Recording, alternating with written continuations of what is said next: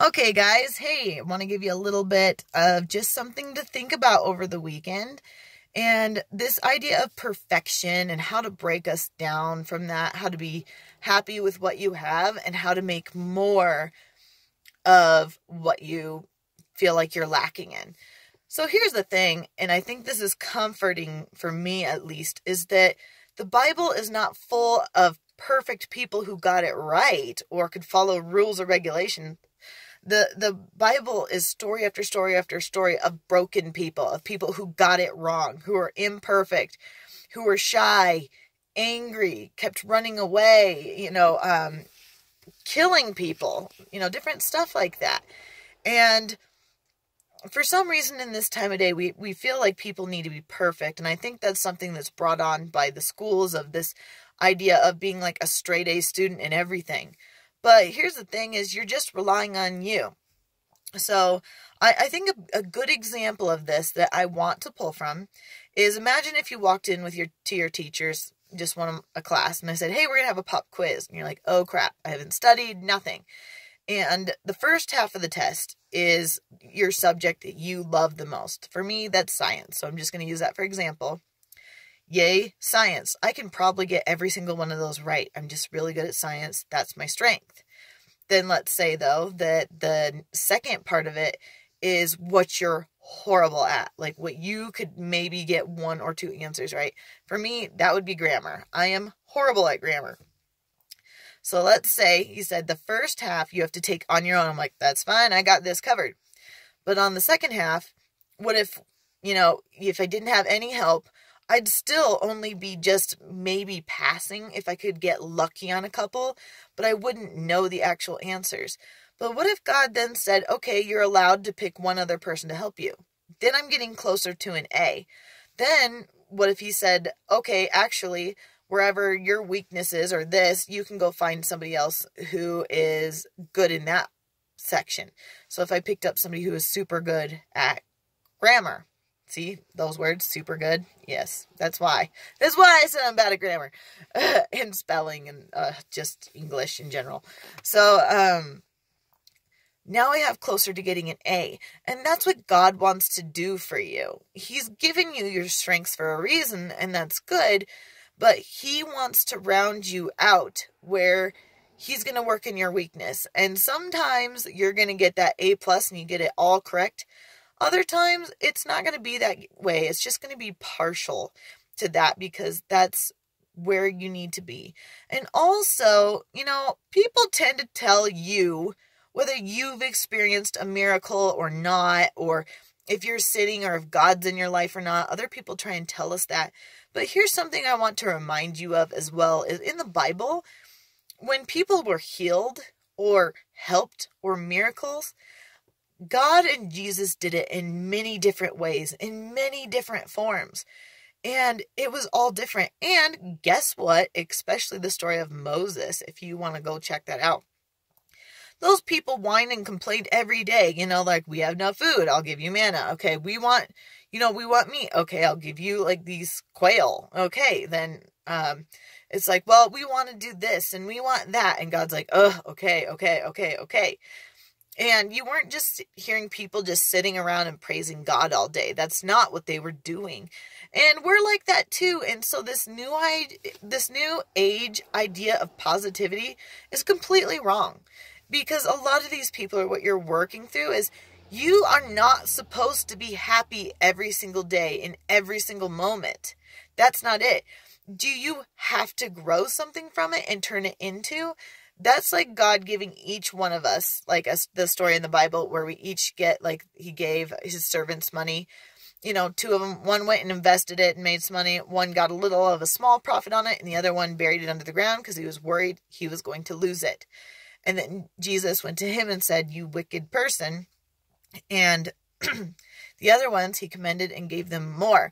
Is because he gave us all strengths and to use them. And they're going to be completely different. And some people, as we know, people who have fame and fortune are not always happy. And sometimes the poor people that we think or see in our lives are extremely happy people. because they know what matters and what's important to them, and that they don't feel like they have to prove themselves to other people to be happy. So there's these different ideas that I really want you to sit and think about, and they're very different than what you're going to think. And actually, I really challenge you to take a second look at the story of Job, because you're going to see that Job was attacked, but it wasn't because of his sin.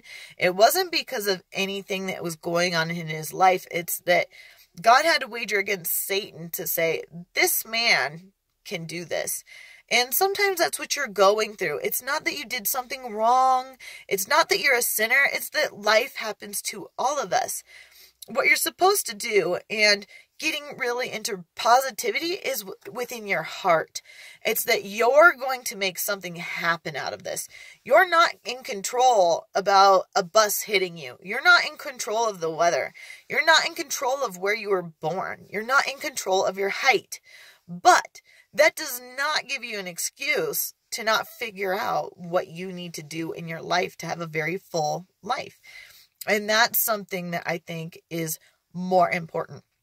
And then second of all, so that positivity is taking something bad and making it work, making something out of it, making it productive. You know, like taking an old dresser drawer or something and turning it into something new. That is more acceptable. The other part of this that comes into play with the positivity and all this stuff, and I'm going to do a bigger video on this later, but I want people to know this, is that it also goes back to toxic relationships, that people know where they're getting their advice and what they're giving to you. I kind of got a little saying for myself, if I don't want what they have, then I probably shouldn't be taking advice from them. So with someone with a bad marriage telling me that I should go pray more, or I need to be a better wife or cooking, and I don't want what they have, you know, like maybe I don't want to be a stay-at-home mom. Maybe I don't want to be completely submissive of a wife, or, you know, some different things like that. Is you have to think about who's pouring these things into you and where are they getting this information. Because a lot of times it's just their own opinion. And if they are not in your shoes, like no one is going to understand my health struggles except for me and maybe a few people who have been in my shoes. But I don't expect people to understand me. I expect people to support me because I want to support you and your dreams. And if someone can't do that, then you probably don't need them in your life, or you need to manage that time with someone, not allowing them to speak too much in you and kind of building up a barrier to be like, that's great, thank you, but I don't accept that, to yourself, because it's harmful. And so this is the athletic nature of me, and I'm going to actually do a big video on this later. But what kind of made me get thinking about a relationship or with people is like doubles in volleyball. Now, if this person has a great attitude and we're having fun, I would rather do that than win. Because you know what? Losing is part of life. And that's what makes us human. And to figure out who we are and to work harder. Okay, we lost that game. Why did we lose this? Well, probably because we didn't get a single serve over the net. Or we defeated ourselves. Isn't that a common one when you see sports? It wasn't that the other team was better, is that we literally fell apart. We beat ourselves. And sometimes when you realize that that's not worth it anymore, or that winning is not everything, sometimes it's in the losing. That's where we grow and change. And having a partner who understands that communicates with you. Now imagine if I had a partner who think they're, I picked up this player and he's awesome. It's like a co-ed team, let's say. And he's amazing. And we won the team together, but he was so mean to me and he feels like he's the most perfect thing. If we won that game, would it feel like we really won as a team, or would it feel more like he won? It'd feel like he won. But if you want to be a good teammate and a good partner, then you guys win together, but you also lose together. And that's that companionship that you want to find in a partner in a relationship, is when you win together. But when you lose together. Meaning you're not saying, well, if you would have just set that ball a little better, if you would have just done this. Now, there are people who do that. I've had volleyball tournaments with a guy who doesn't trust me as my job as the hitter, and then he'll try to send the ball. I don't know why my arm is shaking. I'm sorry. Maybe if I try this hand. Oh, that's better. So, if the ball, I gave him a good pass and he chooses not to set me up, he just puts it over the net and we lose the point, I'm really upset because I worked hard to get that and he's not respecting me or trusting me as a partner. Then if I go talk to him and say, hey, you know what? When I play with you and you're hitting, I don't just dump the ball over. If it's fine, if it's a good play, but we need to keep our tempo and you need to trust me as a teammate. Because that's why if we go down, it's because we gave it our all. But if we win, it's also because we gave it our all. Not because we did a couple cheat shots. Not because he didn't trust me. Because then again, right? He won because he was taking those shots and not me. That feeling like a team is more than you think, because in that little box, it's coverage. I'm a passer, I'm a setter, I'm a hitter, and so he is too. So there's this equality there. And you know what makes a good team is that communication of trusting each other and in that relationship. But when you lose, it's not saying it's your fault or we should have done this. It's the fact that that's the togetherness. It's less harsh that way. And that's the fun of it. And then usually about volleyball, what I try to do is I pick our strengths and I work through those. I minimize our weaknesses and I find the other team's weakness and I will pinpoint that spot until they change something. And so this is where I'm going to get into relationships and really want to teach you guys some decent concepts. But I think this is a good start for today.